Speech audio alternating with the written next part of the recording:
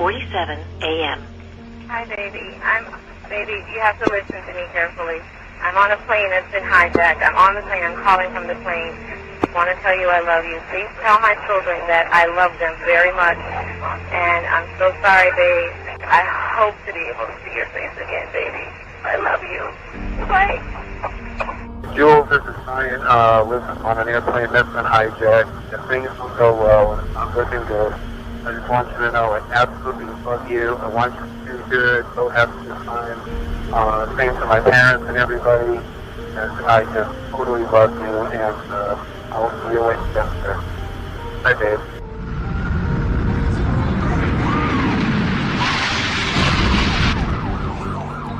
What are those people going to do? All the elevators are blocked out. In a country that most people would struggle to find on a map, in a compound that few possess the courage to enter, men from my previous life took the fight to our enemy. In that compound, they found men that pray 5 times a day for your destruction. Those men don't care about your religious beliefs. They don't care about your political opinions. They don't care if you sit on the left or the right, liberal or conservative, pacifist or warrior. They don't care how much you believe in diversity, equality, or freedom of speech. They don't care.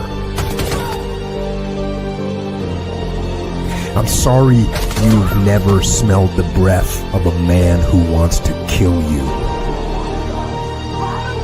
I'm sorry you've never felt the alarm bells ringing in your body, the combination of fear and adrenaline as you move towards the fight instead of running from it. I'm sorry you've never heard someone cry out for help or cried out for help yourself, relying on the courage of others to bring you home. I'm sorry you've never tasted the salt from your own tears as you stand at flag-draped coffins burying men you were humbled to call your friends. I don't wish those experiences on you, but I do wish you had them. Most will never understand the sacrifice required to keep evil men like those from that distant compound away from our doorstep. But it would not hurt you to try and understand. It would not hurt you to take a moment to respect the sacrifices that others make on your behalf, whether they share your opinions or not. It would not hurt you to take a moment to think of the relentless drain on family, friends, and loved ones that are left behind, sometimes for weeks, sometimes for months, sometimes for years, sometimes forever. Ideas are not protected by words. Paper and ink may outline the foundation and principles of this nation, but it is blood, only blood, that protects it. In that dusty compound, a man you have never met gave everything he had so that you have the freedom to think, speak, and act however you choose. He went there for all of us, whether you loved or hated what he stood for. He went there to preserve the opportunity and privilege to believe, to be, and to become what we want. You have the choice every day as to which category you want to be in which direction you want to move. You have that choice because the best among us, the best we ever had to offer, fought and bled and died for it. Don't ever forget that. All right. So real quick, are we live on Rumble? No, we're not. That's what I was going to say. We're not live on Rumble. Okay. Don't blame me. I didn't set it up today. Stand by. We're troubleshooting it right now.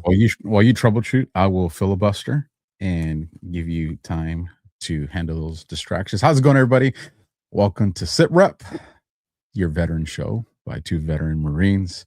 Give a little insight into the way veterans think that you guys don't always get to have with different family members. If you guys know a veteran out there that has a remarkable story or a story that needs to be heard by people, please reach out to myself or CannCon, either on social medias that you have us at or our emails. You can find that all down in the description of Rumble.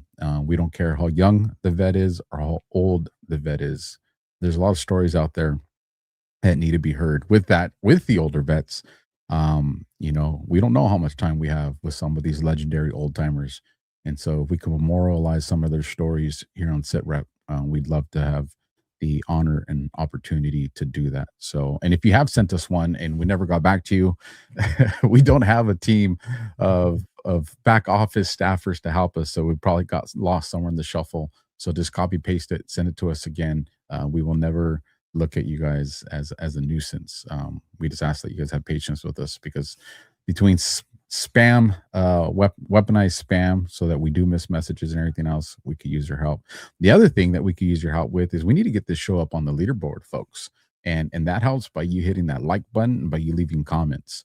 So if you're watching on Rumble, we would ask, smash the thumb and then definitely leave a comment, not just in the live chat, but also in the comments. Which, why am I talking to Rumble when we're not even live on Rumble yet? So if you're watching on another platform, if we ever get our shit together and get live on Rumble, head on over to Rumble and then hit that heart, hit the thumb, and leave us a comment. But if you are listening to me, that means you are on a different platform, whether it be X we're live, or YouTube. And now there we are. All right, you can shut up now. We're live now.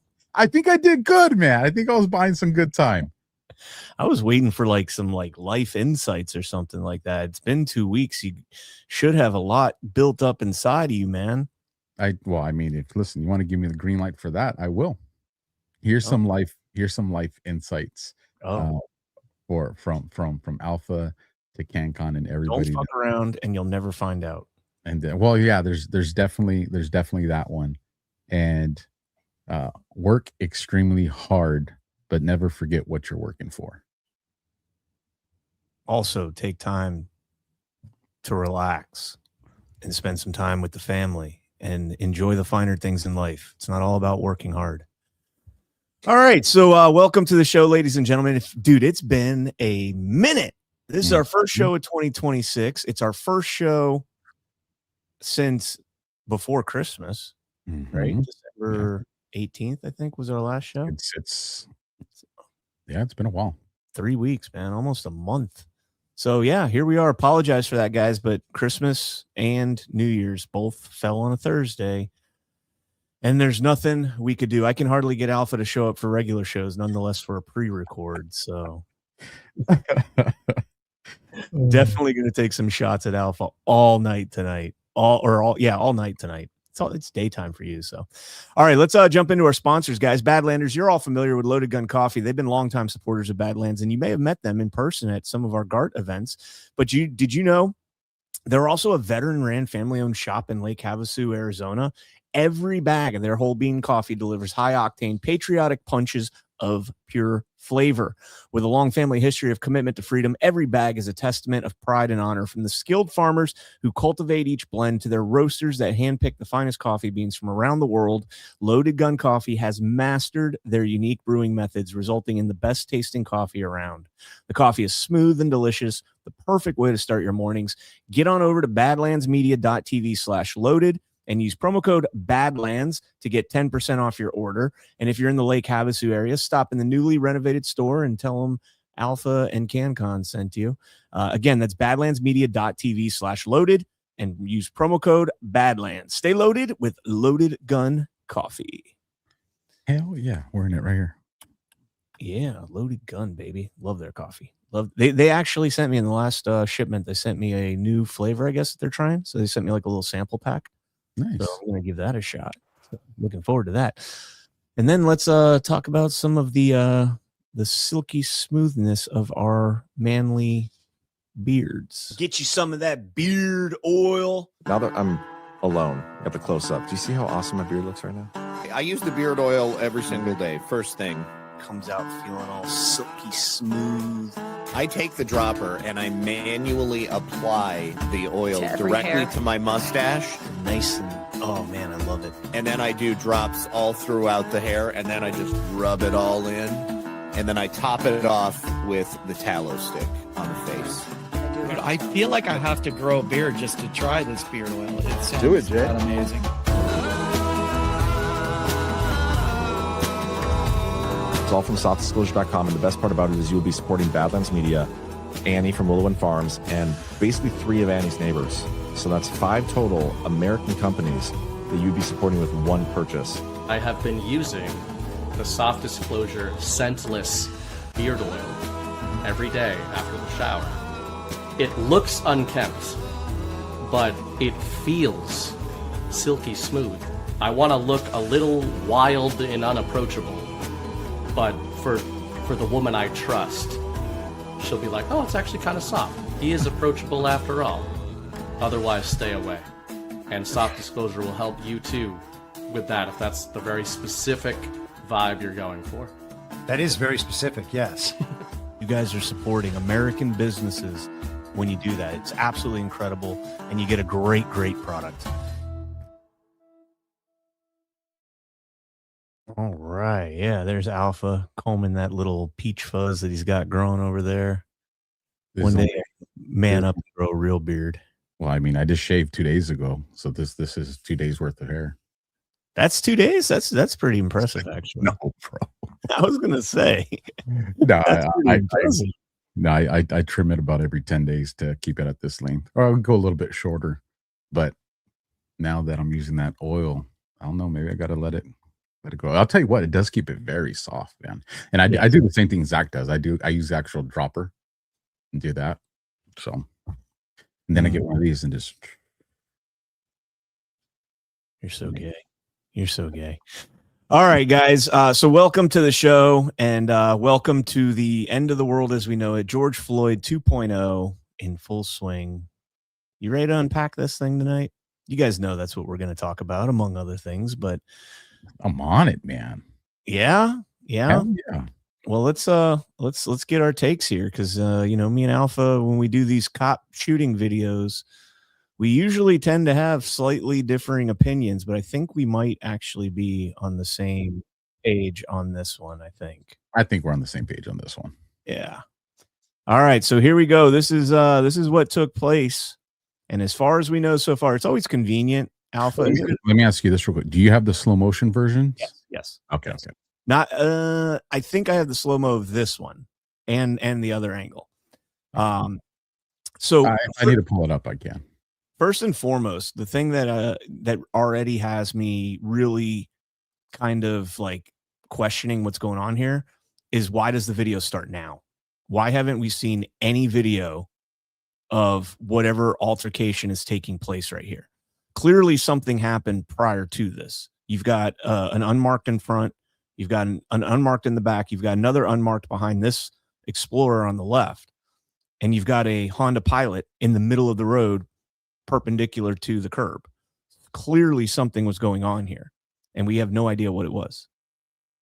Have you heard anything? I'm just throwing that out there.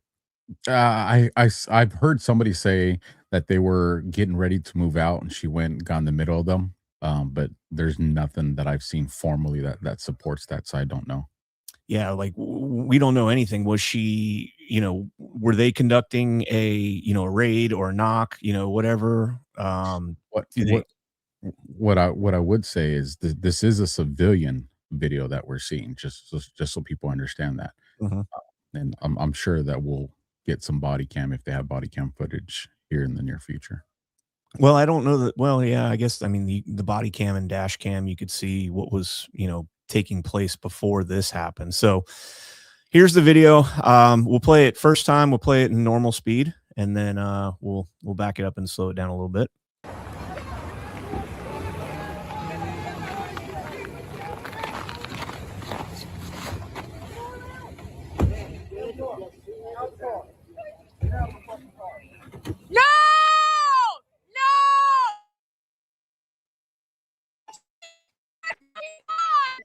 What the fuck?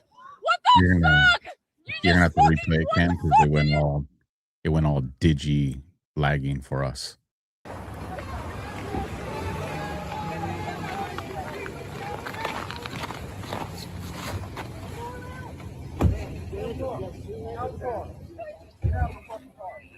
No! No! Shame! Shame! Oh my fucking god! What the fuck? What the fuck? You just fucking, what the fuck did you do? All right. What's your first impression here, man? From the get go, I was justified shooting, easily justified shooting. I agree. I've been hit by a suspect vehicle before, so I'm 100% not personally, but I had a suspect purposely reverse into my patrol car. I agree. It's a tragic situation. Again, I'd love to see what took place before this, because it seems like the lady all of a sudden right here, she's like, go around. She completely changes tone. It sounds like these guys are getting out of the car because they were messing with them before. She was messing with them before. Yeah, and the only place we might differ is the only tragic that I see in this is for the officer that had to take her life. That for me, that's the only tragedy in this. I have zero sympathy for the suspect or any of the people there that were witnessing it. Zero sympathy for them. Well, I guess we do differ there. I mean, I don't ever want to see somebody die. I don't, unless they murdered somebody, raped a kid or a woman or a man, I guess, raped somebody, murdered somebody. Well, here's the issue. These people are trying to protect those people. I understand that. I get that. It doesn't mean that if you want to protect murderers, you want to protect these illegals coming over here that are raping our kids, and you die as a result of it. To me, world's a better place today. Yeah. I mean, like I said, we don't know any of the circumstances, whatsoever. This looks like a pretty nice neighborhood. The houses are all pretty big. I don't know if they're single family or if they're multi-units. But if those are single family homes, this looks like an affluent neighborhood. Well, the information that's come out on her is she is one of the organizers, and I've heard even the lead organizer for these protests that happen out there. Yeah. I totally get that. And I still, I'm not, I just, if she wasn't committing a violent crime, then, it's tragic. She did commit a violent crime, though. She's not committing a violent crime. She assaulted a police officer with the vehicle. Well, okay, so I'm saying leading up to that, the build up to this. Well, yeah, I'm with you on the assault with the vehicle. Yeah, just doing the protest, I don't think she deserves to die for that. Yeah, right. I want to be very clear on that. But the escalation of what happened, her death can only be blamed on her. Period. Well, and again, this is why I really want the context of what happened before this, because you see in the beginning of the video, a car drives around fine. Here's the thing. We can even stipulate that whatever happened before this is in her benefit. The second law enforcement gets out and says, we're, effecting a detainment, we're effecting a traffic stop, get out of the vehicle, the arguing is over. At that point, you're complying. If their stop is illegal, if they lack probable cause, if they lack reasonable suspicion, that is what the framework is for, where you go and you file a complaint, you file an internal affairs investigation, you go whatever ladder you need to go. That's the way you do it. The populace doesn't, despite what people think, and people say, oh, Alpha's going to go full authoritarian here. I am. At that point, the civilian population doesn't get to say, I am not going to listen to you. Because if that's the case, we get anarchy. And for people that are saying, well, law enforcement, is it going to really investigate themselves? Yeah. Our FBI and DOJ right now is doing sting operations across the country. You can go look them up. They don't make mainstream media, and they're targeting use of force incidences at police departments. They're targeting corruption at police departments, and there are cops and police agencies getting arrested and charged right now. So yeah, we're seeing that. So Like I said, the second they're telling her, hey, get out of your car and stop. She has one choice there. Comply, or whatever else happens is on her. Yeah, I agree with that. I'm not disputing that. Like I said, I want to know the context before. Was she actively trying to, block law enforcement? Was she parked and she was pulling out to make a U-turn to go the other way? I would definitely lean towards the former, given this woman's history, the ICE watch, and everything else like that. 100%. But we do still have a presumption of innocence in this country. And only referring to the first part, I mean, we see the video evidence. While there is a presumption of innocence, you can watch for yourself and make your own, draw your own conclusions based on what she did. There was another video, and this one's the one that's much worse, in terms of actually showing, and they're deceptively only showing the other video, right? Because the other video, I'll bring up a really good one. Okay. Okay. The other video, makes it look a little bit controversial, depending on what side of the aisle you're on. This one, it's no brainer.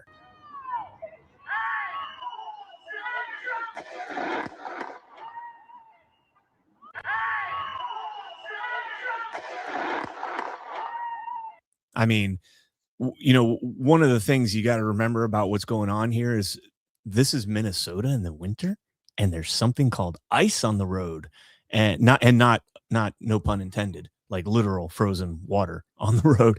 And as that guy's moving out of the way, man, to get out of the way, you slip and fall, the car drives over you, you get caught in the rim and it drags you, you get caught in the undercarriage and it drags you. That's not something that guy should have to take a chance on. And again, from that angle, 100% justified. Well, the other thing too is, and what you'll see in this slow motion video, the one that pulls the trigger, he's not moving out of the way. If you look at his foot, when he gets hit, it slides back. He's being pushed out of the way, clearly. So. Yeah.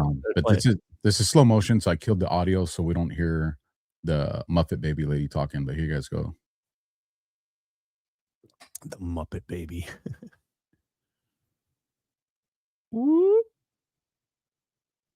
Yeah, he's sliding right there. Well, here's the other thing too. People are like, she doesn't have the wheels turned out. I want you guys all to pay attention to something right here. She spins them tires. And when they spin, what direction are they facing? Him.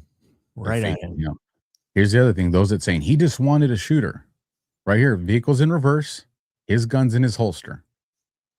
It's when he moves forward, and you guys see his hand right there. He moves forward, then he draws. Mm-hmm. He moves forward, then he draws. So his drawing of the weapon was not premeditated. It's reactionary to her. And the other thing that, we probably can't hear here or any of these things that he's going to hear is he's right at the engine. So if she's spinning the wheels, he's going to hear the, you know what I mean? Yep. So, but here, I'll let it play out. It's like 20 seconds more or something.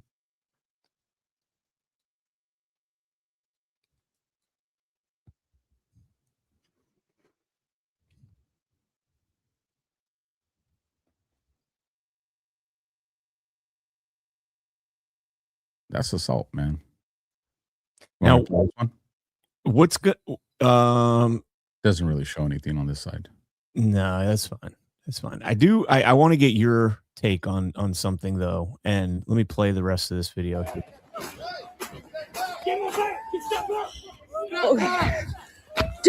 you shot her. I'm trying to help. Is that blood in the snow? You see that? Is that blood drips right there? Yeah, it looks like it. Right there. Right in the middle of the snow? That does look like blood. How did that get there? I wonder if she opened the door to get out but still had her seatbelt on and he just kind of went, because I'm assuming it's probably a headshot or a neck shot. So yeah, it was in the face. Yeah. But that's kind of strange. Let me see. That did look like blood though. I mean, you can just look at the way these guys are running even on the road that looks clean. Okay, so there's something that's not blood. That's not blood. Yeah, that looks like a light. That's all. Those are the rear tail lights from the car she hit. Yeah, that's blood. Yeah, that's blood right there. I don't know how that happened. Unless maybe you know what happened? I'll tell you what happened there. They made contact. You see where the rear bumper and the lights are from the car? You Yep. see how they line up with that? So I mean, she's driving. When she impacts it, the airbag goes off and knocks Spiders out the window. Yeah, that makes sense. So the thing that I was wondering about is, there's a guy. Let's see. I'm trying to help. No. You fucking shot someone in the fucking face.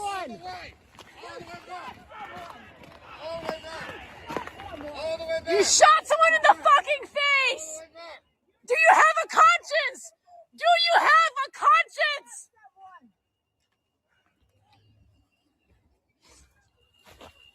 I'm trying to find the part where the guy. Don't let the murderer leave.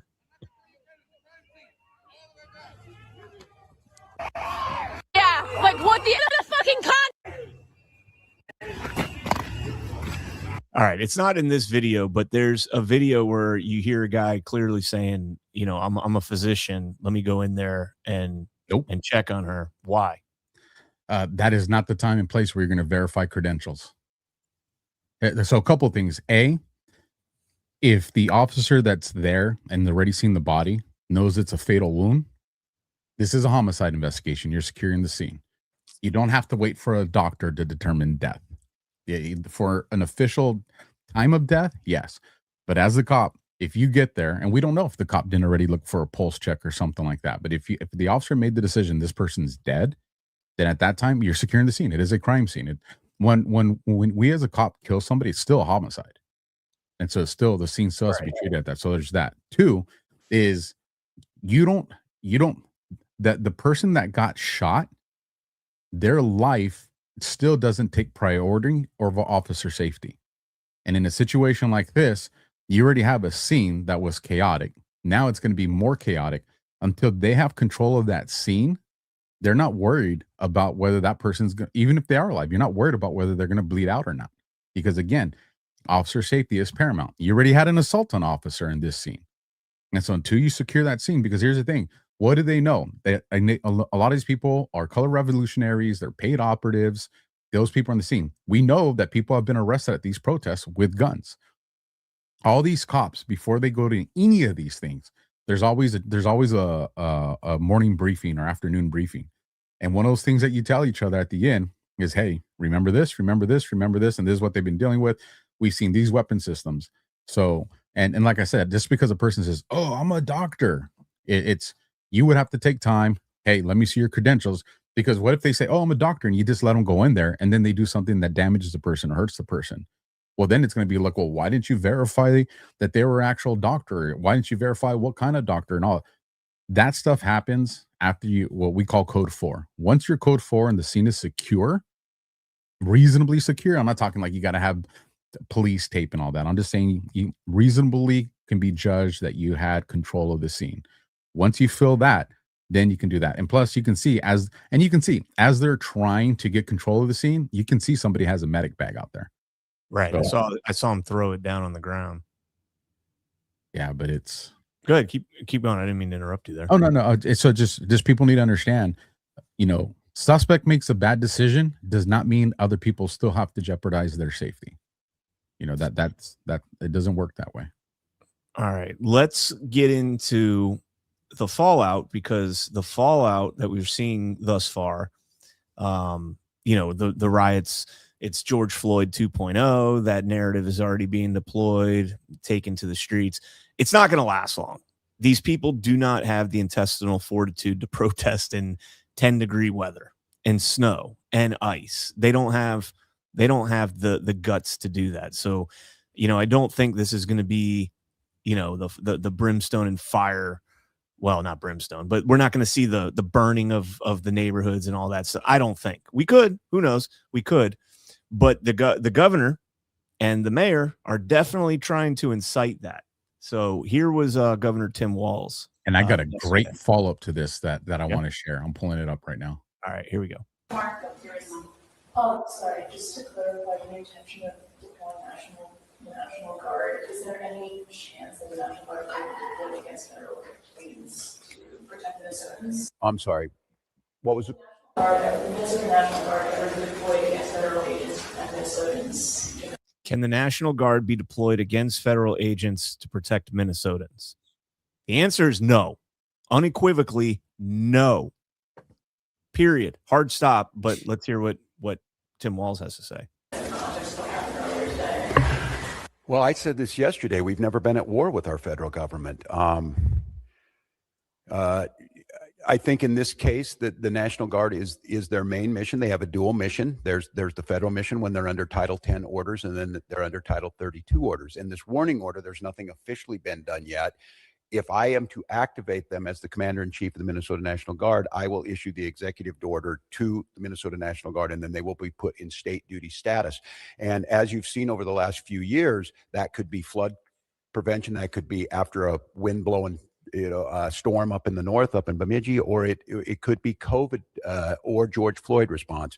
In this case, again, it doesn't necessarily change the mission. They're there to protect Minnesotans. They're there to serve Minnesotans. I think the thing that is so challenging in the moment we're in is we don't see a desire to work with us on public safety. We hear a demonization of our state. We see people coming in who don't know our community. And we see this massive display for the TVs that we're trying to understand how is this coordinated. And some of you watch the videos on there, total chaos. And look, I have very limited work in this is the training in the National Guard, but I've had a lot of training now to watch how our professionals operate. After this person was shot, federal agents milling around, touching the vehicle at a crime scene and things. I don't know what to tell you. And I don't quite know how to respond to the question other than my primary responsibility as governor is the protection of the people of Minnesota. And you can be assured whether it's the state patrol or whether it's the National Guard, their deployment is there to protect Minnesotans from whatever it is. If it's an act of nature, if it's a global pandemic, or in this case, if it is a rogue federal agent. I don't know at this time. And I want to be very careful. It's unprecedented that we have the federal government's already determined exactly what's happened here and the motives of an individual that we don't even know the name. They don't know the name. And that's very difficult. So, you know who's sighing the biggest sigh of relief in all of Minnesota right now? Minnesotans. No, Tim Walz. Tim Walz is this is the biggest sigh of relief that he could ever hope for right now with all of the Somali fraud shit up on him. Yeah, exactly. And not just the Somali fraud, but there's another thing we talked about a while back. Yeah, the Vance Bolter is coming out now. Yep. And I'll tell you, man, he is the happiest motherfucker in all of Minnesota right now, maybe in all of the United States, because him and his little Democrat buddies, his leftist thugs, are going to turn around and try and pit this squarely on ICE and Trump. And we're already seeing that deployed full circle. I mean, if you go look, I was saying in our group chat, all the podcasts right now are railing on Trump, all of them. He had nothing to do with this. He had, first off, like we said, this is a justified shooting. This is a justified shooting. But like Trump had nothing to do with this. They're hitting him on Venezuela too, and we can get to that if we got time. But I'll hand it over to you there. Yeah. So, well, one, I agree with you. Two is he absolutely not mobilize the National Guard to take on federal troops. You can't. That, in other words, you would be that'd be, hey, we're doing civil war. That's what that would mean. That's not going to happen. Now, can he mobilize the National Guard under the guise of paper to protect citizens and things like that? He can do that. He can do that so long as he's not using verbiage or rhetoric that implies or insinuates that this is against other federal agencies. However, I was very happy to see how fast this memo got deployed. If you want to bring this up, I'll read it real quick. I wanted to let everybody know this is from the Minnesota Police and Peace Officers Association. So not the Minnesota Police Department. I want to be very clear. This is not their command staff. This is from their POA. This is the union that represents the actual cops, the rank and file. So I want to make sure everybody understands that. For immediate release, January 7th, 2026, statement by the Minnesota Police and Peace Officers Association on today's ICE activity and political reaction in Minneapolis, St. Paul, Minnesota. Minnesota Police and Peace Officers Association interim executive director David Titus said, quote, "The Minnesota Police and Peace Officers Association stands firmly behind law enforcement officers' accountability under the law and the safety of every Minnesota community. Irresponsible, reckless rhetoric from political leaders attacking law enforcement has real and dangerous consequences for officers on the street. When officers are vilified, demonized, or used as political props, it fuels hostility, emboldens bad actors, and puts lives directly at risk. MPPOA calls on leaders to stop the inflammatory language and respect the legal and investigative process." End of quote. The Minnesota Police and Peace Officers Association is the largest organization representing public safety professionals in Minnesota. So why was I so happy about this? And you can pull it down.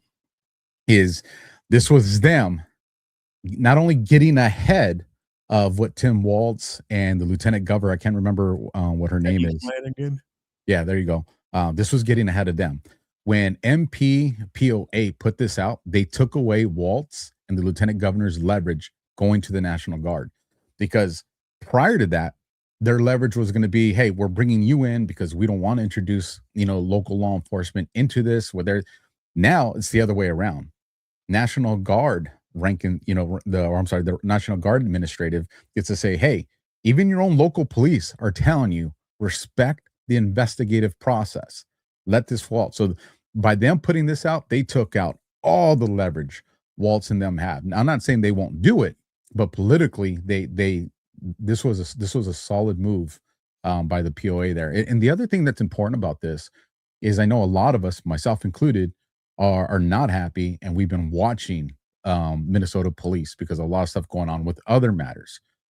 What this indicates to me is that there is a disconnect, and I'll say internal conflict within the Minnesota police between the guys at the rank and file and the leadership. It looks like the leadership has been politically handcuffed, and based off of this POA letter. And just so people understand, the POA, those are representatives that are elected by the officers. These are not just people that are put into position. The agency doesn't put them there. The actual officers elect everybody on the board. So this board is a representation of the majority of the police officers. So what this tells me is that they're tired of the way they're being made to look publicly. And we're probably going to see a shift there. But anyways, I thought that was very important to share. Well, that's good. And getting out in front of the politics is important. This was the mayor, Jacob Fry. Check this clip out. There's little I can say, again, that'll make this situation better.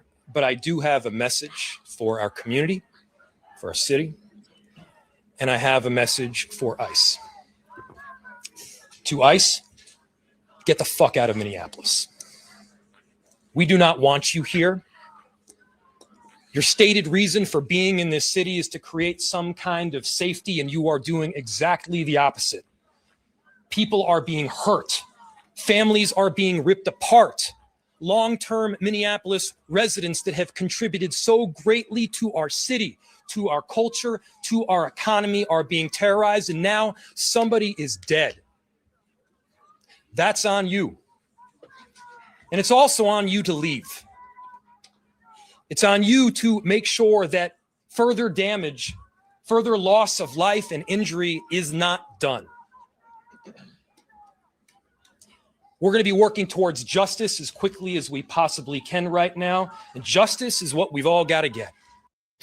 Well, fortunately for ICE, you have no jurisdiction over that. So there's that. Go ahead. They can investigate it locally. Yeah, but their capacity doesn't stretch beyond that. And like we said, we already saw from the POA that they're not going to do it.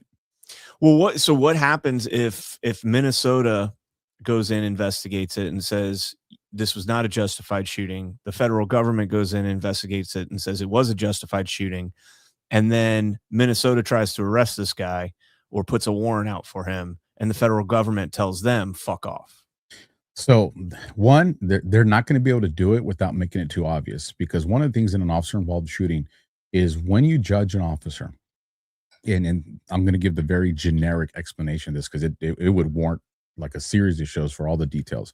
But when you judge an officer in an officer involved shooting, you have to, one, look at it through the lens of would an officer with that officer's experience reasonably react the same way? Because there's a million ways to react, but would an officer with the equal amount of experience react the same way? So you can't use, a cop like, me that had, almost 15 years to judge a cop that's involved that has like 5 years, same thing. And so that means you would have to go and find a cop and a series of cops that are going to provide you that type of expert testimony with that at that bracket of experience. And I don't know if that guy's been, if he's on a task force, I would imagine he has at least 5 years, but I mean, who knows? So, well, he also was the one that was dragged over the summer. Yeah, like 2-3 months ago. Yeah. Well, and he sustained it. Yeah, he sustained injuries from that. Correct. So, and that's something you have to weigh in to his reaction. Here's the other thing, though. You have precedent, and I think almost all 50 states. I don't know if our partners Alaska and Hawaii have it, but I think, and it was a few years when I checked, all 50 states have some type of precedence where a vehicle being used is a deadly weapon. Yeah, it's classified as that. So you have to go, and if you just look at the facts themselves, you know what I mean? There was no immediate threat to her safety. I'm not talking about her freedom. If people want to argue illegal detainment, unreasonable arrest, I'm not talking about that. What I'm saying is there's nothing in any of the videos that we've seen that you could articulate where she could where anybody could infer with the reasonableness that there was a threat to her safety. There's nothing. So that means at what point did the threat to great bodily injury or death arise? And that didn't happen until she switched to drive, which you're able to see that through her lights in the back. So you can actually document the exact moment that happened. Then when you hear the wheels spin, because, it looks like it's a front wheel drive vehicle. When you see the front wheels, all-wheel drive. It's all-wheel drive. Okay, well, you still see the wheels spin. That's not you articulate that. And then the response, and that's why I kept showing everybody when he breaks leather from the holster at that moment, because I'm telling you, they're going to bring that down to the second. And it's a reactionary thing to her. And there's no way you get any investigator out there that's going to sign their name on it that still wants a future in law enforcement. Not going to happen. Well, Mayor Jacob Frey may be the second happiest person in Minnesota right now. I don't know if you saw this yet. Apple Lamps put this out on X. Sarah Clark, Mayor Jacob Frey's wife, worked for Hylden Advocacy and Law. The group provided legal and lobbying representation to Feeding Our Families, $250 million food aid fraud case. Hylden is also listed as a paid lobbyist on a Somali museum founded by Osman Ali. Museum received $4.5 million months after the owner pled guilty to fraud. Clark left Hylden's firm in January when the investigation took off. Clark's exit was abrupt and without explanation, leaving many unanswered questions. At least 8 people named in the indictment donated $1,000, the maximum allowable to Frey's 2021 mayoral campaign. 3 of Mayor Frey's appointees were federally indicted. Abdi Nur Salah, a former senior policy aide to then council member Abdi Warsam, moved up the city hall ranks into the role of Frey's senior policy aide in 2018. Shamark Issa was appointed by Frey to chair the Housing Authority in 2019 and reappointed in 2021. And Abdikadir Ayanshi Mohammed was appointed by Frey to the newly created Minneapolis Community Safety Work Group. I mean, the best thing that could happen right now is a massive indictment on all of these people for a huge conspiracy to defraud the government. Here's some of the silver lining to this homicide investigation. All eyes, including the federal government, are on Waltz, on the lieutenant governor, on freaking Mayor Frey, and the agency. Yep. So if anybody tries to make a request that's outside the scope of what's lawful, you just open yourself up to investigation. And then what does that investigation uncover? And I actually think that the Minneapolis Police Department admin, I think the reason they're not pushing back against the POA is because they actually probably wanted the POA to put this out there to keep them out of the spotlight, because they know how much fraud exists in them. Because we know, well, I shouldn't say we know, but it's being reported that a lot of the police administration is on the books with a lot of this money laundering that took place out there. So you can imagine, if the officers that are corrupt are in positions like the chief or admin, they're probably thinking, shit, the last thing we needed was something like this popping off. And here we are. So, well, let no crisis go to waste, right? So this is actually could potentially be a little bit more worrisome than the George Floyd Summer of Love, because that whole thing was, in the middle of an election year, make sure Trump doesn't win, whatever. Trump's in now, right? Trump is in. He's here for at least 3 more years, maybe more. We'll see. In order to avoid this, like, would they go as far? I mean, because we're talking some serious crimes here that have committed, billions of dollars. Would they be willing to incite this and go as subtle as they can? I mean, Mayor Fry's not being subtle, telling ICE, get the fuck out of Minneapolis. That's an elected official telling the federal government not to do their constitutional job when you are, the constitutional job at the behest of the president. You know why he's saying it, though? Yeah, absolutely. He knows ICE is not going to leave. Exactly. So if we know and he knows that ICE is not going to leave, then why is he pushing out that rhetoric? It's not for votes. He's already in the position. So through the process of deduction, what you come? He is trying to embolden and accelerate the tension of these color revolutionaries that are there, so that they do stuff like this woman just did. So then that this all unfolds. That's why that's popping off. Here you go. This is case in point. This is insanity right here. Just like with George Floyd. We not gonna, what? We gonna tear this motherfucker up. That's what the fuck has to happen. Does anybody know why we're given the Second Amendment right? Google it. It's to protect ourselves from a tyrannical government. That's true. The police are supposed to be on our side, fighting, pointing their guns at the fucking government. It's the facts. It's not for hunting. It's not for self-defense. It's to protect ourselves from a tyrannical government. It don't get no worse than this. It don't. Yep. What the fuck? I know that's right. What the fuck? I have a little baby. I have a little fucking baby, man. And it's like I had to adopt her to protect her from this shit. You put a baby to my gun's head. You put a gun to my baby's head. I'm going to hurt somebody. That's what they're doing to us. I'm not Hispanic. I'm black. I just be sitting home, smoking my weed, enjoying my money. But I'll die about this shit. I don't have no quality of life left.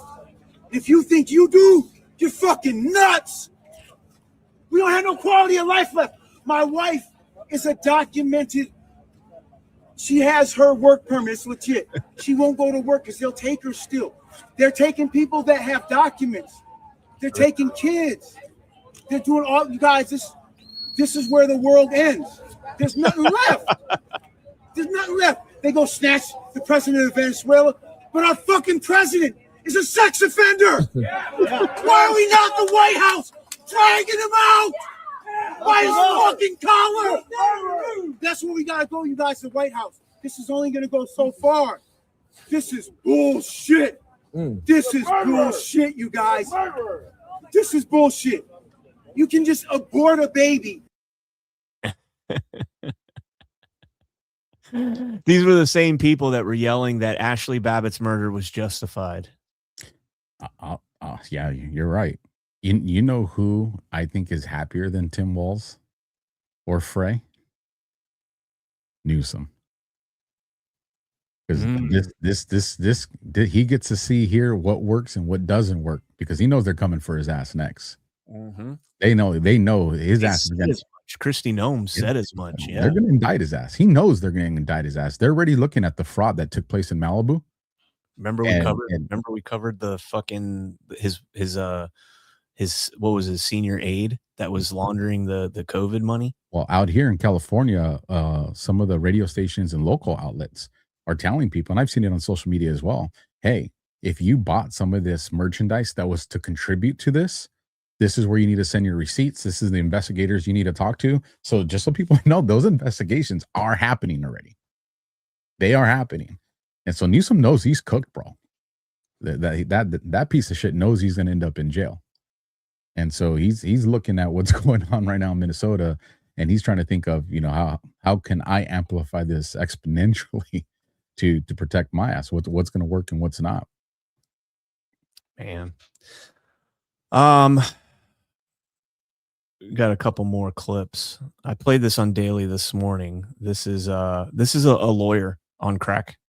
She's a lawyer in the Minneapolis Public Defender's Office. It's actually the Hennepin County Public Defender's Office. What do you think? I don't know. I say we line up right across these and block these And they're at a federal courthouse. doors. Yeah, right. Go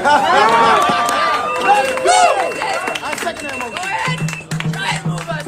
Let's block them in. You know what? She's a lawyer, so is that all right? Is that all right? I refuse to provide legal. Is she fucking high? So, one, here's where she fucked herself over. When she answered him right now, I refuse to provide legal advice. Why did she just fuck herself over? She's proving, when it's going to be used in court, that she understands the concept of law and what she can and can't say. She's showing that she has an understanding of what she can legally and not legally say. And when she makes the statement that we can block these doors, you can't. That's at a minimum. You have city municipal codes that do that. That's why in loitering laws, you have your basic loitering laws. But on top of that, there's other municipal code violations, and then there's misdemeanor code violations. And then depending on what happens, you can escalate it to a felony. But at a minimum, you have municipalities and you have misdemeanors. If you go and you block just a Stater Brothers, let alone a federal building. When you start getting to federal buildings, now you have other statutes that come into play.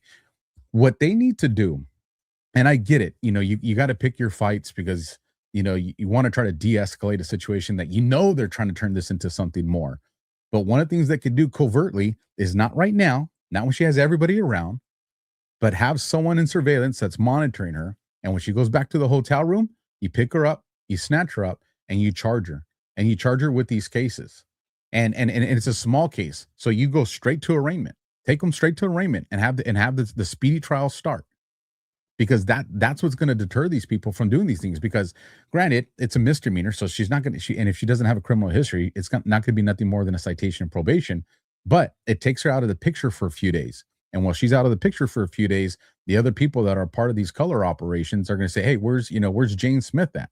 And then when word gets out, oh, she got arrested for this, she got arrested. When that starts to happen, and they start to realize that the financial support is not there for them in courts, it's a deterrent. It ain't going to work all the time because there's still money. But again, that goes into why did President Trump in the White House, I think was it yesterday, the day before, when they came out, they identified Arabella, they identified Soros and a bunch of these people as funding these organizations. They're coming. Yeah, they're coming after them, man. And that's why when people are like, nothing's happening, bullshit. You're seeing the infrastructure of the deep state at the rank and file thing is being crippled. It is going to be interesting to see how this one compares. I mean, granted, the weather's totally different, summer versus winter. But it is going to be interesting to see how this compares after, President Trump has taken the proverbial axe to a lot of the dark money, the USAID, National Endowment, a lot of these NGO groups that fund these type of operations. We've seen, the No Kings and everything else. And when you look at the media coverage we're getting of that, it's always, no offense to our audience, but it's always old fogies that are all out there, holding signs and doing aerobics. I saw one video where they're doing aerobic. It wasn't the 2020 crowd of the young Antifa guys and, all that. Now, I mean, of course you see pockets of it and you see some young people that are out there just because it's the in thing to do. But yeah, it'll be interesting to see how these groups look compared to 2020 and how long they stick around. Again, the weather is going to be the factor here. These people do not have any real compassion for what they're saying. They just want the chaos, and now is not a convenient time for the chaos for them, you know. Well, did you see it was breaking news about an hour ago In Portland from Jesse Waters in Portland? Yeah, two more shootings, or 2 more people shot. Same story. We haven't seen any video or anything, but according to Jesse Waters is reporting, these were Tren de Aragua guys, and same thing. They used the vehicle as a weapon. And so, well, that is the one thing that is a little bit concerning to me, is that we do still have, you know, a decent sized illegal population in the country that are seeing Maduro, you know, get extracted. And you know, we haven't discussed this yet, but I firmly believe that he's an informant for the federal government at this point, or for Trump at this point. So you see that, you see, you know, ICE moving into these sanctuary cities, and you almost wonder at some point, when you see enough people pushing back and saying, ICE, we're going to fuck you up, we're going to kill you, we're going to do all this stuff to you, you know, it's like you're almost getting to the point where, you know, I'm not going to lie, I'd be intimidated. I'd be like, well, shit, you know, I got to go out and deal with this stuff now on the daily, and I got to worry that every little move I make is going to be scrutinized to the fullest extent. You know, everything's going to be documented. How does that weigh on their minds? So now it's there. It does not have the psychological effect that it had 12 years ago. Okay. And the reason being is Trump. Aside from, well, not just because of Trump, but aside from any officer that has under 8 years of experience, you know what I mean? And even them, in the beginning of the career, they still had it. If you go back to Obama's administration, that was the most fierce threats we ever had against us. Mm-hmm. It was nationwide, you know. I mean, we were on alert so many times as you know, the law enforcement version of like QRFs, you know, for neighboring counties and stuff like that. And what you're describing is kind of what we had to go through back then, because the last time anything like that happened was, you know, during the LA riots. And then after that, you know, it becomes a distant memory. You have a lot of guys retire. So for law enforcement, a lot of us, this was a new experience. And there's a mosquito. So if you guys see me clap my hands, I ain't going crazy. It's just, you know, I'm at war with these damn mosquitoes. So you guys still have mosquitoes? Yeah, I'm telling you, these things know how to survive winter, bro. Wow. But a lot of us got desensitized to that. It's a threat assessment that you live with. So these guys are actually built to handle that. Now, being thrown into the midst of it, like these guys that are at ground zero of these things, you know, there's a heightened sense of security, because, you know, not a lot of these guys don't operate in the realm of information that we do. So a lot of these ICE people and these cops, and I'm gauging this off the people that I still talk to, they don't know what the deep state is. Right. They don't know what color revolutions are. They just know the streets as they've always seen it. Here's a criminal element and paid agitators that are here to make a buck. You know, that's the lens the majority of these people are seeing it at. And so in that context, you know, the good part is they don't realize that they're up against the most evil entity that exists globally. You know what I mean? Because that probably would reintroduce the fears you're talking about. But on the same token, since they're not assessing it at the level of threat that it really is, that can also be something that, you know, they don't handle the situation as, you know, roughly, I guess that they should, you know? Yeah. Let's play this. Have you seen this one yet? The DA. So this is yeah, this is the district attorney for, oh, sorry, I took it down. This is the district attorney for Philadelphia, Larry Krasner. And it's almost like the catchphrase went out for them. If any law enforcement agent, any ICE agent is going to come to Philly to commit crimes, then you can get the F out of here. Because if you do that here, I will charge you with those crimes, you will be arrested. You will stand trial. You will be convicted, whether it's in state or federal court. It's my office prosecuting it. That's how the law works. And you will do your time, because Donald Trump cannot pardon you for a state court conviction. Do you hear me, ICE agents? Do you hear me, National Guard? Do you hear me, military? You're going to jail if you commit crimes in the city of Philadelphia. You will be accountable. The law applies to all of you.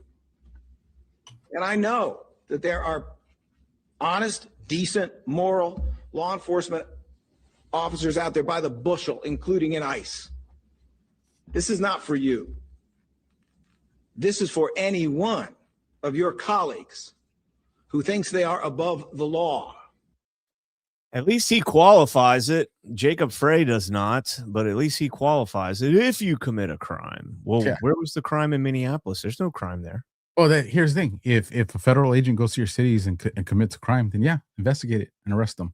But these guys aren't committing crimes. They're doing their job. Sure. And absolutely. So Tom Homan should come out and say to every public official out there that is trying to delay, obstruct, or interfere with federal agents doing their job, you will be investigated. You will be prosecuted. And in federal prison, you will do 80% of your sentence, not 20, like in a state institution.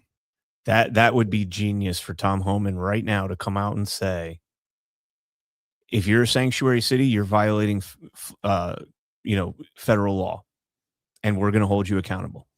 So it's time. This sanctuary city bullshit, supremacy clause is kicking in.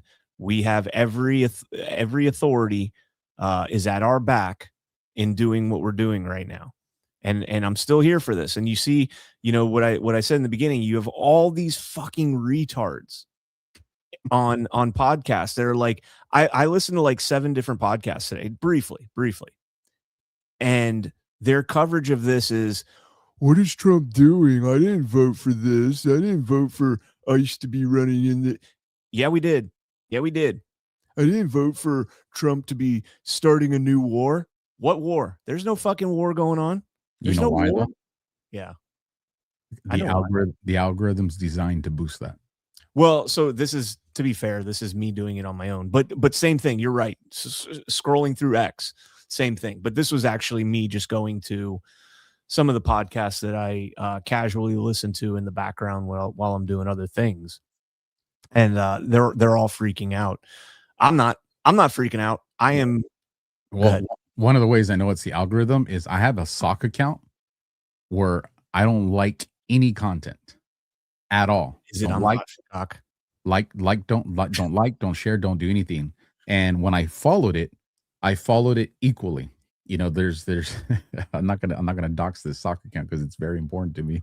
I want to know it. When I use investigations, I won't tell nobody, bro. You will tell me.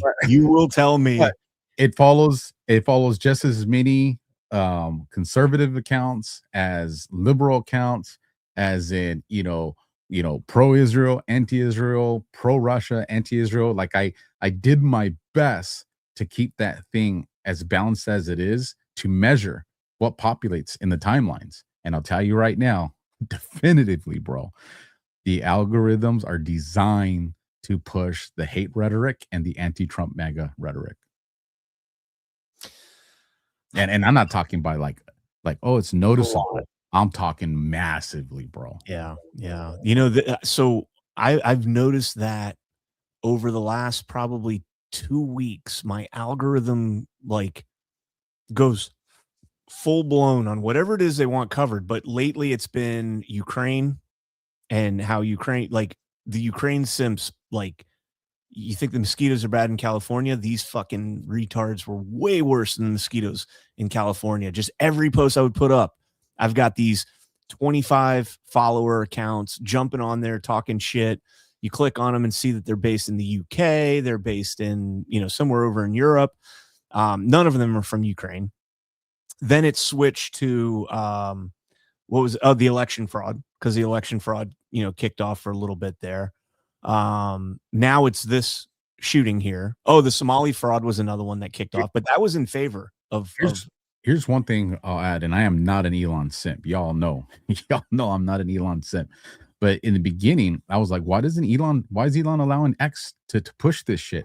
Mm. And my assessment now is this is not something that's being pushed by the X algorithm intentionally.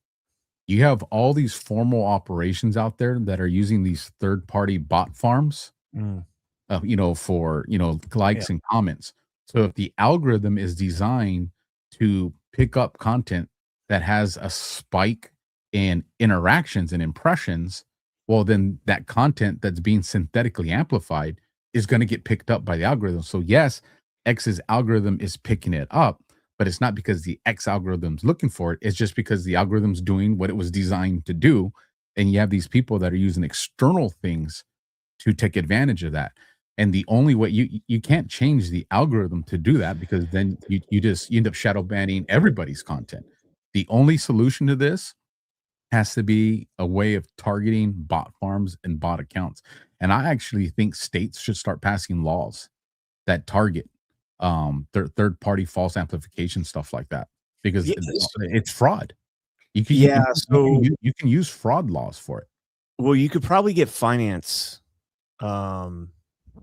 You could probably get like defrauding, stealing, essentially, because these bot farms that are going in there and engaging in this are at a cost to X. So, the platforms themselves should be able to implement some sort of a policy for verification to the credibility of the account and whether or not the account is actually a real account. And it's something needs to be done. I mean, this is, going back to what Chris Paul always talks about, are they even real? Are these people even real? And, I mean, I'm real as shit. You guys, a lot of you guys have met me. A lot of you guys have met this guy. But these accounts that you could be interacting with, I always do this now.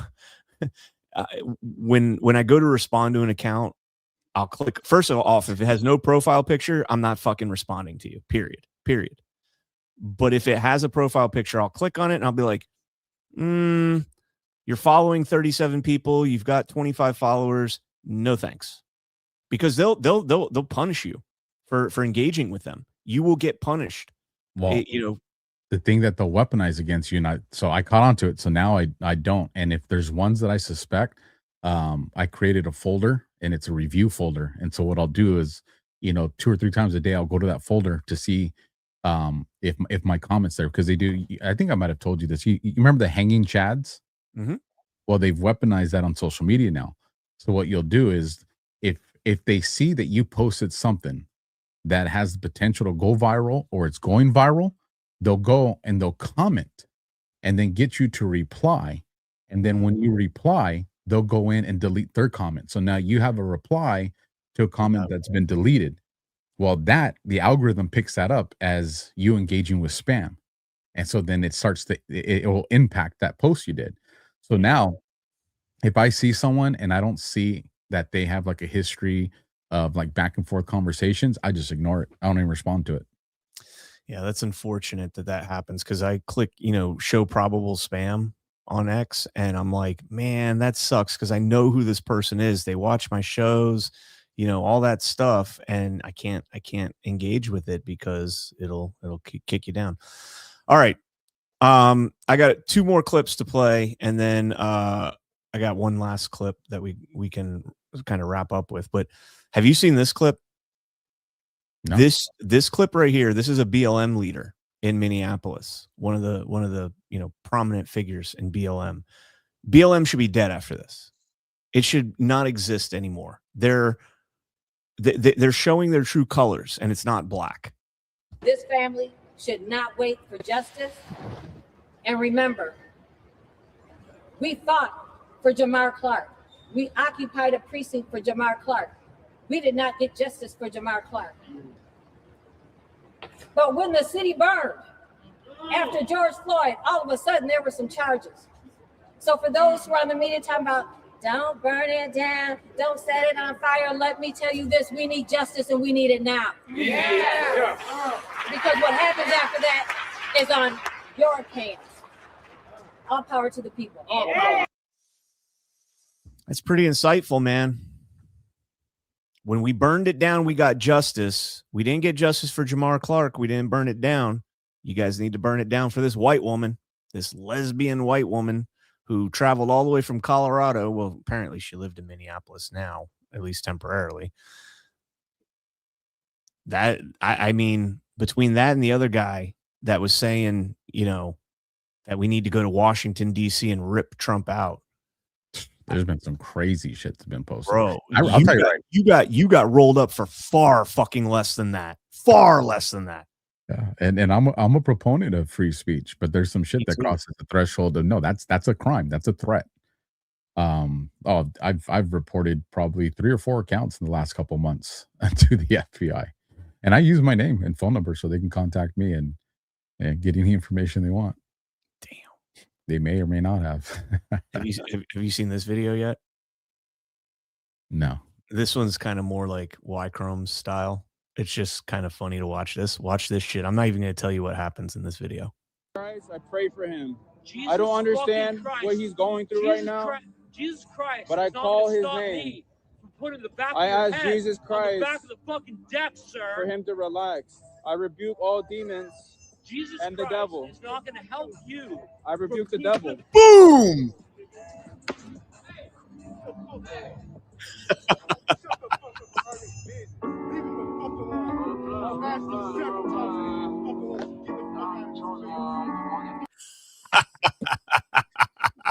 Jesus Christ is not gonna help you. Wow. Hey, that guy can say, I heard him articulate a direct threat to this man that Jesus Christ is not going to save me from putting your face through the deck. That is a direct threat to physical violence, and that guy just popped him in the face with a fucking skateboard. The best thing they can do is arrest that guy because he'll get rich after that. Because the crowdfunding, shit, I'll throw my breadcrumbs his way, bro. Like, let's buy this dude a house, bro. We need. I'm not saying I advocate for vigilantes, but you know, when you feel moved, move. Oh man! All right, we Jesus Christ is not gonna help you. Wow. Boom, right in the face. It could have been a better hit. I'm not going to lie. Like the broad side of a skateboard, the flat side of a skateboard, it could have been a little bit better, but he did follow it up, which is also good. Yeah, but the only thing more I could have asked for on that one was a lightning strike, bro. That would have been epic, man. That would have been. Oh shit. All right, real quick before we get into rants here, we do have one more sponsor, and then I got another quick video that I want to play for you guys. But check out our next sponsor. Here we go.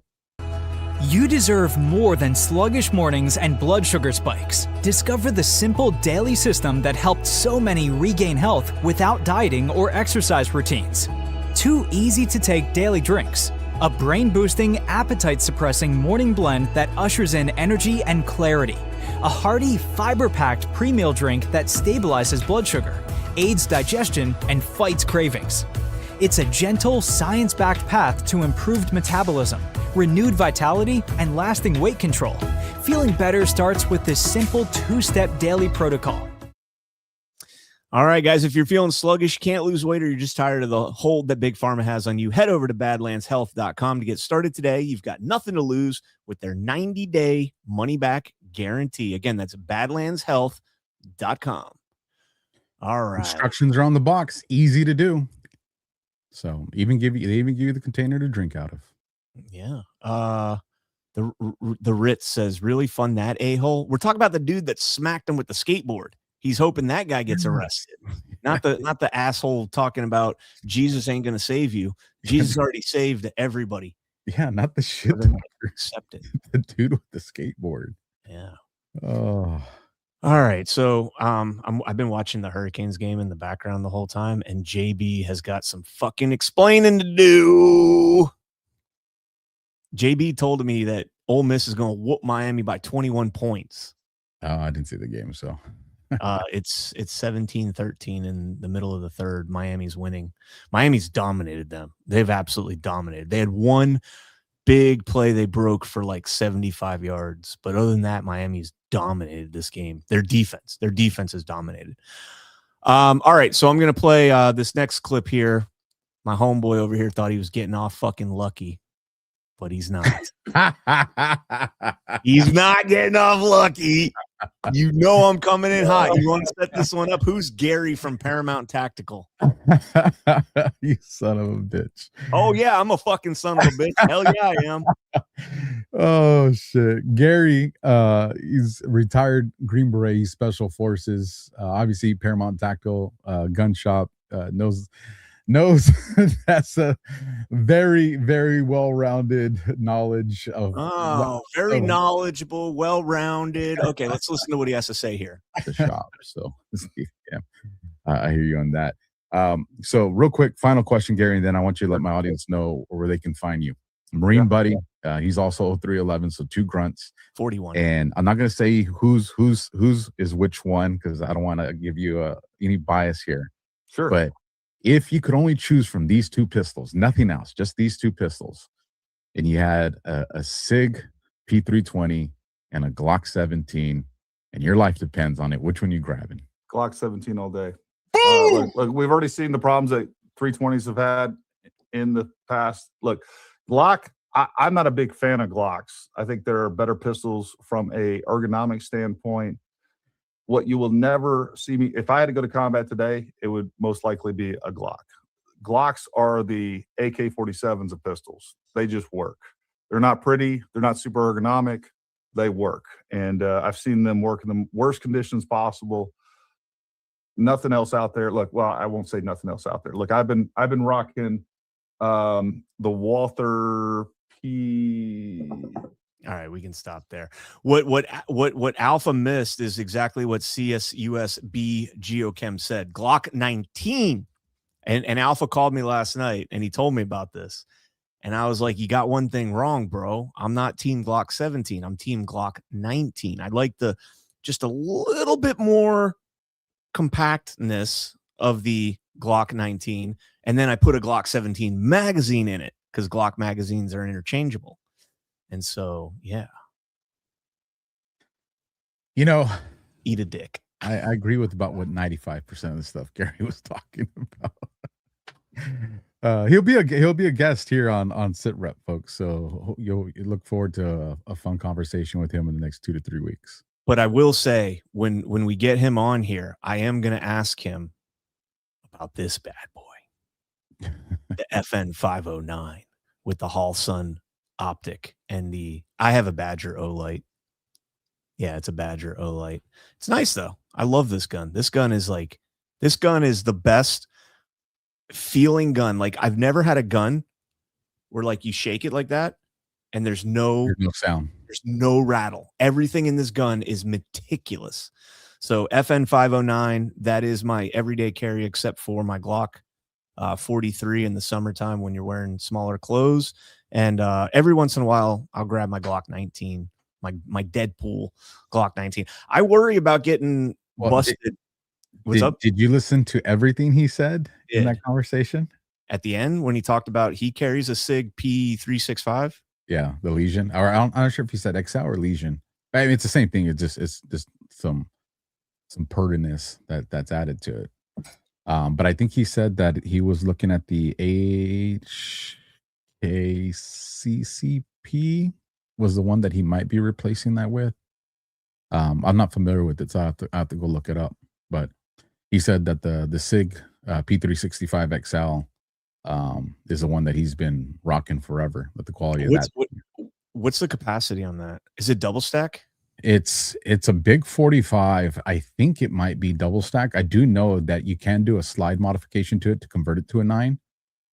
It's beautiful. Here, I'll bring it up real quick so you guys can take a look at it. He's okay. So, oh man, we're gonna have a fight here, and he's gonna have more knowledge than me. But I know that I'm standing firm on my ground of 9mm versus 45 because I used to be a 45 guy. I used to be a 45. Why? Because what was the old saying? You don't have to shoot twice. I'm not anymore. I'm like 9mm all the way. Like I'm 9mm just for sheer capacity. Exact capacity, less recoil, better shot placement. Yeah, I'm 100%. The argument back in the day, you know, with a lot of my 1911 partners, 1911. You know, because it is a 1911, it's a quality fucking gun. It absolutely is. The issue is you're looking at a single stack, you know, 8+1, unless you got a freaking, you know, broomstick hanging out the back of your hip.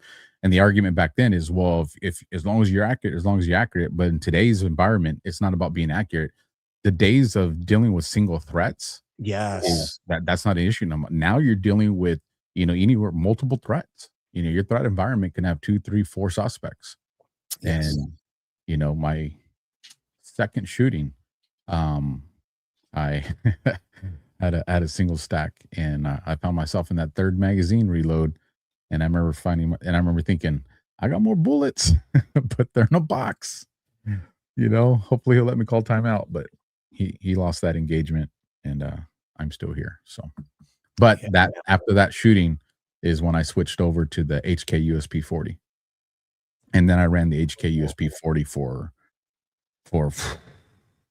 probably 8 years, 9 years, and then when SIG came out with, because the first striker that SIG came out with was the P320, and so when SIG came out with that 320, that's when I converted to that, and my career came to an end. That's the gun I had holstered.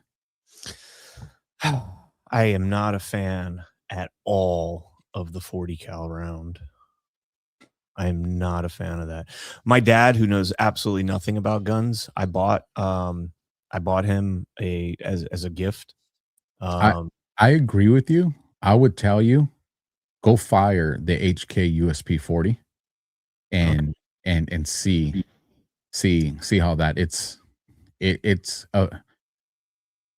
when you're just holding it, it's a very front heavy gun, but once you're in the cycle of using it, all of a sudden it feels very balanced. And I'm with you on that 40, you know, but I actually had a buddy that had it, and I kind of had the same attitude towards 40 cal that you did. And he let me shoot it at the range, and I was like, hey, I kind of like this. So enough that I carried it for like 8 years, 9 years. My dad has a Glock 19, and I asked him one day, I was like, hey, you want to go to the range? And he's like, yeah, let's go. I was like, you need to shoot. You haven't shot a lot. Now, he is not a gun guy at all, and he didn't own his first gun until I got him one. And that was probably like 8 years ago, and he's 70 almost. I think he is 70 now. And I take him to the range, and he pulls out his gun, and he goes, I don't know why, but I can't chamber a round. And I'm like, what the fuck? And so I put the magazine in, and I go to chamber a round, and it won't seat on the feed ramps. It gets clogged up going into the barrel. I'm like, what the fuck? And so I take it back out, and I go, who gave you this ammo? He goes, Auntie, his sister. She's a cop. And I go, Dad, you're putting 40 cal rounds in here. I was like, you have a 9mm. He's like, I don't know. I was like, Dad, I give you the ammo. I put it in the magazine, leave it in the magazine. This one is for, home defense. This one is for the range. He's actually got two. These two are for the range. Don't worry about, don't change out the ammo in your home defense gun. I was just like, oh. If you want to bring it up, I got the 365X on the screen. What I expect from she's pretty ugly. It's an ugly gun. It's like one crazy. Bro, that gun is like one step worse than a high point. Oh, that's a beautiful. That gun looks like dog shit. That's sexiness right there. Give me in the chat, guys. Give me in the chat. FN 509 or SIG 365. Look at that. Bro, that is screams 509 all day. Screams sexiness right there. 509 all day. I think it said it was 15+1, I think is what I read. That's pretty good. That's the 365. The perfect balance of micro compact compatibility with full size shootability with B365 XL packs 12+1 or 15+1 capacity. in a micro compact, highly concealable size, yet maintains the comfort and shootability of a full-size pistol. Bro, that's impressive. Mm-hmm. That's impressive. I was gonna ask, like, when we get him on, I'm gonna ask him why he doesn't like the Glock 43X.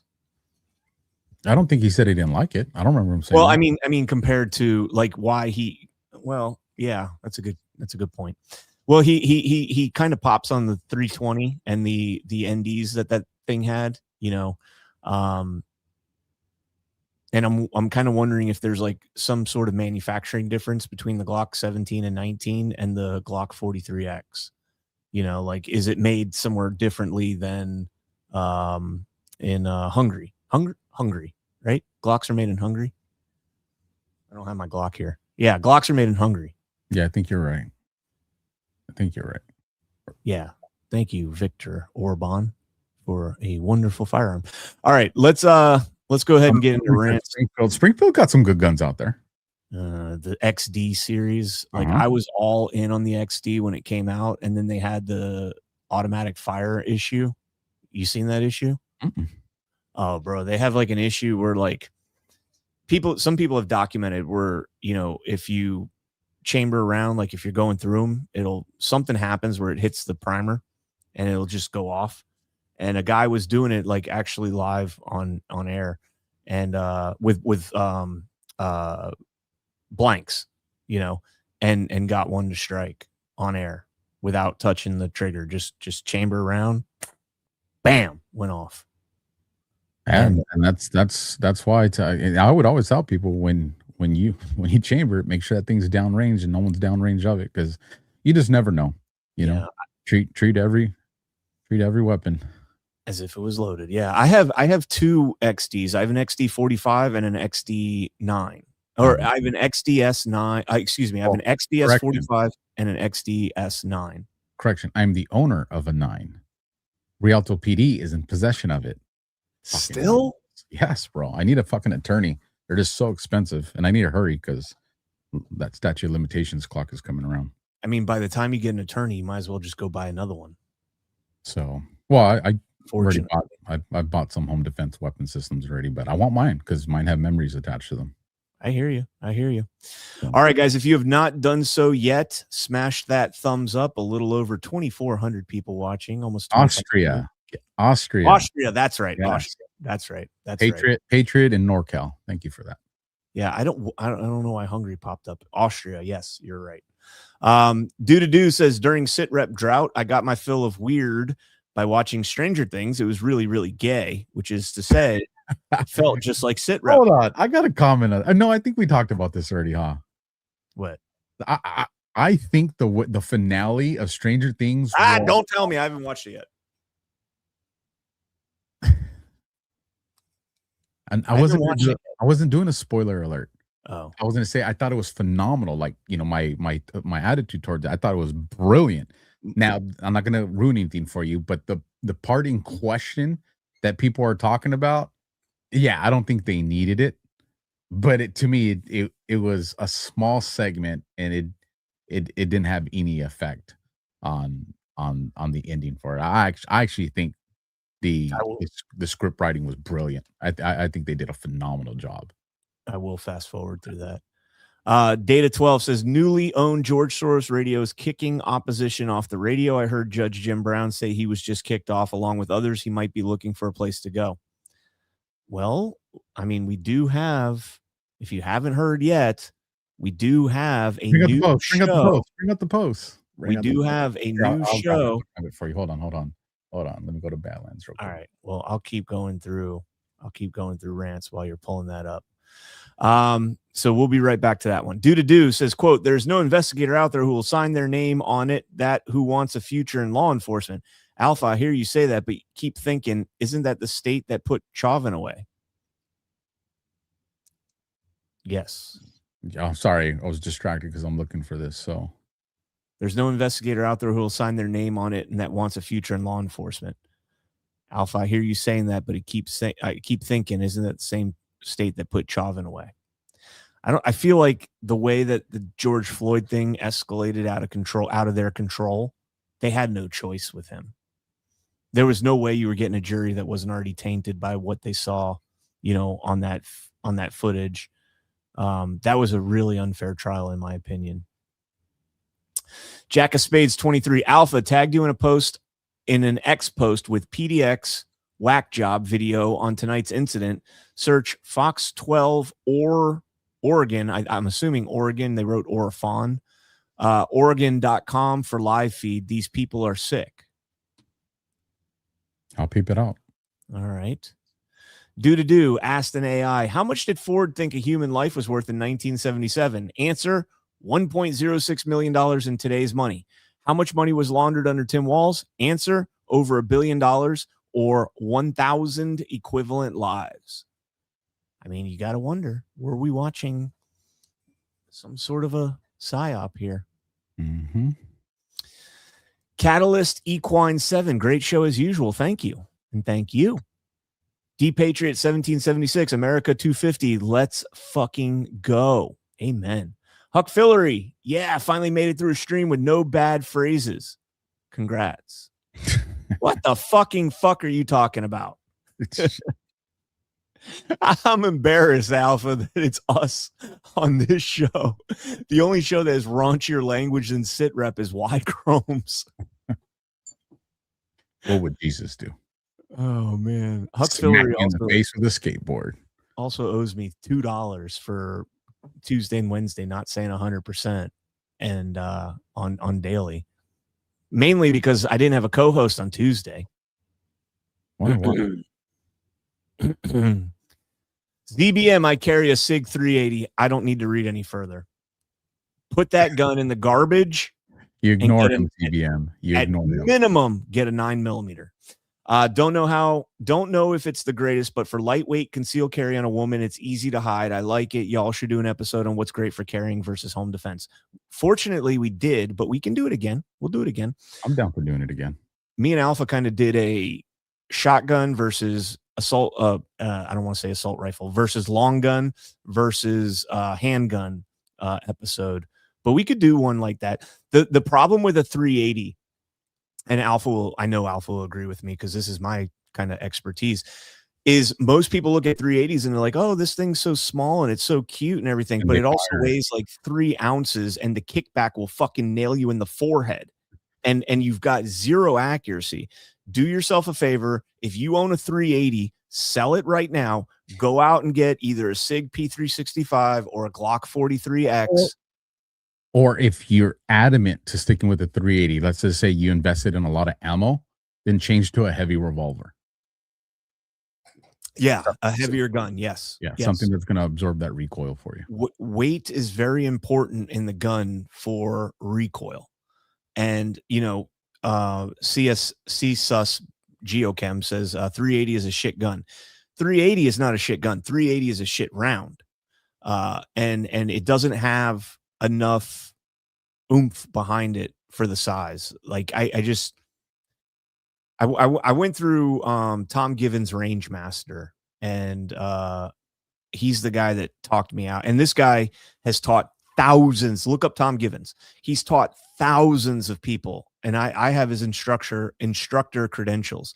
And in the instructor course, he told us that whenever he gets somebody that calls back in and says, hey, I had a shooting, here's my report and everything, they give him a report about what they learned and all this stuff.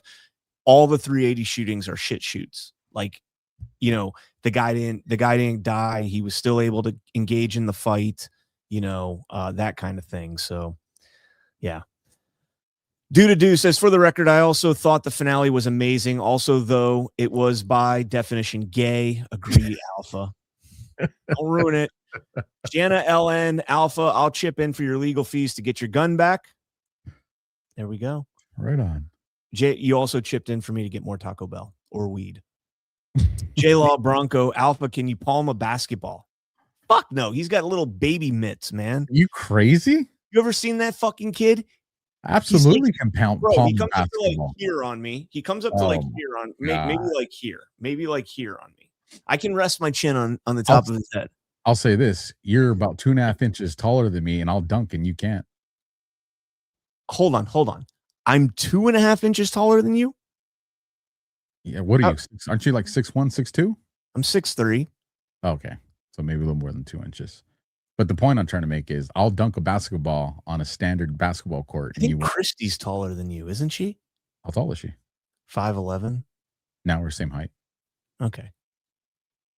I have a very tall wife. If she wears heels, she's taller than me, and it's embarrassing. I cannot do the whole woman taller than me.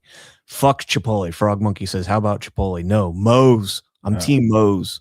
Back to the comment I was making. I can dunk, and you can't. I can dunk. You don't what? White men can't jump, bro. You can't dunk. Bro. You can't dunk, bro. White man, dude. Okay, we need to find a basketball court at the next GART. You know, you keep talking shit, but you weren't there.